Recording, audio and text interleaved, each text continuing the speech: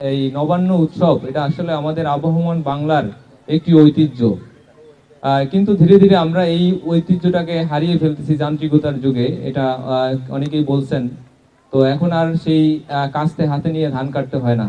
তো এখন আমাদের এই যে কম্বাইন হারভেস্টার মেশিন আমরা ব্যবস্থা করেছি, এক ধান মারাই ঝাড়াই সবকিছু হয়ে যাচ্ছে কম্বাইন হারভেস্টারের যুগে। আমাদের গ্রামে এখন আর পিঠাপুলির সেই আয়োজন হয় না। এখনো গ্রামের বাড়িতে এই ধান ওঠার পর যে মুড়ি ভাজা, সেই বিষয়ে আসলে এই মুড়ির ঘ্রাণ হয়তো রাস্তা দিয়ে হেঁটে গেলেও মুড়ির ঘ্রাণ পাওয়া যেত, এখন আর আমরা পাই না। তো তারপরে এই যে রসের পিঠা শীতের সময়ে, সেগুলো আস্তে আস্তে করে হারিয়ে যাচ্ছে। তো আমি চিন্তা করলাম এই প্রোগ্রামটা আসলে আমার একান্তই ব্যক্তিগত একটা ইচ্ছা থেকে এই প্রোগ্রামটা আয়োজন, সেভাবে যে একেবারে সরকারিভাবে আয়োজন করা বিষয়টা ওরকমও না।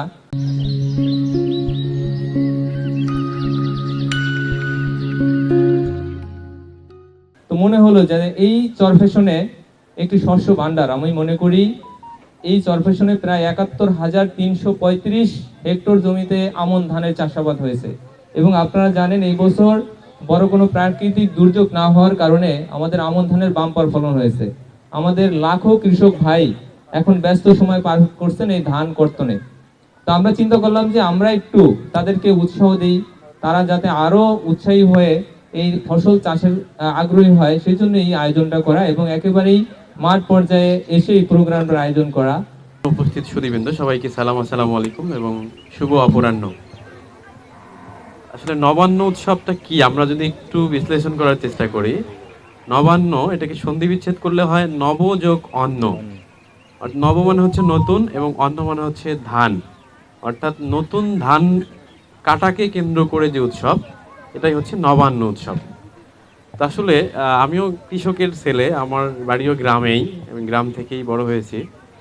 নতুন ধান যখন হয়, বিশেষ করে এই আমন ধান, এই পাকা ধানের আইল বা পাশ দিয়ে যদি হেঁটে যাওয়া যায়, একটা সুন্দর ঘ্রাণ কিন্তু আসে। হয়তোবা আমরা সবাই জানি মনে হয়, এই ঘ্রাণটা কিন্তু চমৎকার। এই যে নতুন ধান যে আমরা কৃষকরা কেটে গোলায় ভরে, বা কৃষকরা কেটে যখন প্রথম এই ধানটা দিয়ে চালের পিঠা বানায়, ধান থেকে যে চাল হয়, এই চাল দিয়ে যখন পিঠা বানায়, এই পিঠাকে কেন্দ্র করে যে উৎসব, এটাই হচ্ছে নবান্ন উৎসব। তো আমাদের কিন্তু এই ঐতিহ্যটা আস্তে আস্তে হারিয়ে যাচ্ছে। আমাদের কিন্তু এই প্রাচীন ঐতিহ্য, গ্রামীণ ঐতিহ্য বা আমাদের বাঙালি জাতির যে ঐতিহ্য, এটা কিন্তু বহু প্রাচীন কাল থেকেই রয়ে গেছে।